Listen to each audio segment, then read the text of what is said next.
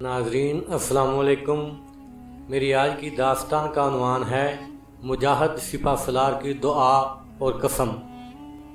ناظرین، پہلی صدی ہجری میں قتیبہ بن مسلم باہلی مسلمانوں کے بہت بڑے جرنیل گزرے ہیں۔ وہ ایک فوجی گھرانے میں 49 ہجری میں پیدا ہوئے۔ ان کے والد مسلم عرب قبیلے بنو باہلہ کے سردار اور ایک فوجی افسر تھے۔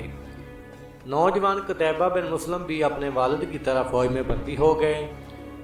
جلد ہی وہ ایک سچے مسلمان اور نڈر سپاہی کی حیثیت سے مشہور ہو گئے۔ انہوں نے حکومت کے باغیوں کے خلاف کئی لڑائیوں میں ایسی بہادری دکھائی کہ ان کی دلیری اور بے خوفی کی داغ بیٹھ گئی۔ ان کی شجاعت اور قابلیت کو دیکھ کر خلیفہ نے انہیں خراسان کا گورنر مقرر کر دیا۔ خراسان کا گورنر مقرر ہونے کے بعد قتیبہ نے وسط ایشیا کے کئی ملکوں بخارا، خوارزم، قازقستان، ترکستان وغیرہ کو فتح کر کے ان پر اسلام کا جھنڈا لہرا دیا۔ پھر آگے بڑھ کر کاشغر کو فتح کر لیا اور یوں چین کی سرزمین میں داخل ہو گئے۔ قتیبہ نے اپنی فتوحات کا آغاز بخارا کی طرف پیش قدمی کرنے سے کیا۔ یہ علاقہ اس وقت بت پرستوں کا گڑھ تھا۔ اسلامی لشکر خراسان سے بخارا کی طرف بڑھا تو راستے میں دریائے جیجو نے اس کو روک لیا، کیونکہ اسلامی لشکر کی الگار کی خبر سن کر دشمن تمام کشتیاں دوسرے کنارے کی طرف لے گیا تھا۔ دریا بڑا گہرا تھا۔ اس وقت سپہ سالار قتیبہ نے 2 رکعت نماز پڑھی اور پھر بڑی عاجزی کے ساتھ اللہ تعالیٰ کے حضور دعا کی، اے اللہ، تو جانتا ہے کہ میں تیرے دین کی سربلندی کی خاطر جہاد کر رہا ہوں، اس لیے مجھے اور میرے ساتھیوں کو اس دریا میں ڈوبنے سے بچانا۔ یہ دعا مانگ کر قتیبہ نے اپنا گھوڑا دریا میں ڈال دیا اور ان کے ساتھ ہی سارا لشکر دریا میں اتر گیا۔ اللہ کی قدرت، سب لوگ اس طرح دریا پار کر گئے جیسے خشک زمین پر چل رہے ہوں۔ قتیبہ وسط ایشیا کے ملک پر ملک فتح کرتے چین جیسے بہت بڑے ملک میں جا داخل ہوئے اور کاشغر پر قبضہ کر کے عارضی طور پر وہاں ڈیرا ڈال دیا۔ اس وقت تو یہ معلوم ہوتا تھا کہ مسلمانوں اور چینیوں کے درمیان خوفناک جنگ ہوگی، لیکن چین کے بادشاہ نے عقل مندی سے کام لیا اور اس نے قتیبہ کو پیغام بھیجا کہ اپنے کسی معتبر آدمی کو میرے پاس بھیجو تاکہ میں اس سے معلوم کروں کہ تم لوگ میرے ملک میں کیوں داخل ہوئے ہو۔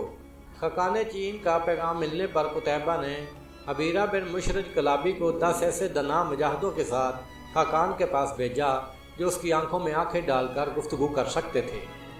اس وفد کی خاقان سے کئی ملاقاتیں ہوئیں لیکن کوئی بات طے نہ ہو سکی۔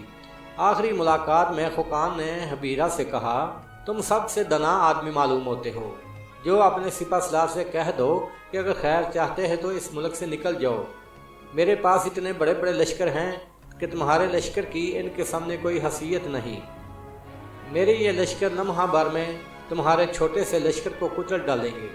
حبیرہ نے تن کر جواب دیا، اے بادشاہ، اس لشکر کو چھوٹا کیسے کہا جا سکتا ہے جس کا ایک سرا چین میں اور دوسرا ملک شام میں، اور یہ جو ہمیں کچلنے کی دھمکی دی گئی ہے تو ہمارا یہ عقیدہ ہے کہ موت اپنے وقت سے پہلے کبھی نہیں آتی۔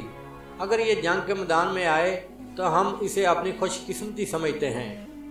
حبیرہ کے اس دلیرانہ جواب نے بادشاہ کو حیران کر دیا۔ اس نے پوچھا، تمہارا سپہ سالار کن شرطوں پر صلح کر سکتا ہے؟ حبیرہ نے جواب دیا، وہ قسم کھا چکا ہے کہ جب تک تمہاری زمین کو روند نہ ڈالے اور تم سے خراج وصول نہ کر لے واپس نہیں جائے گا۔ خاقان کو معلوم ہو چکا تھا کہ یہ لوگ سارے وسط ایشیا کو زیر و زبر کر چکے ہیں اور ان سے لڑنے کی بجائے صلح کر لینا ہی بہتر ہے۔ اس نے کہا، ہم تمہارے سپہ سالار کی قسم ابھی پوری کر دیتے ہیں۔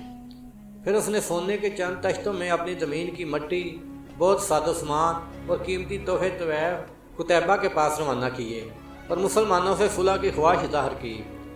قتیبہ نے مٹی کو اپنے قدموں تلے روند ڈالا اور تحفے وغیرہ قبول کر کے واپس اپنے ملک چلے گئے۔ اس سے پہلے چین کا بادشاہ مسلمانوں کے دشمن ملکوں کی مدد کر چکا تھا۔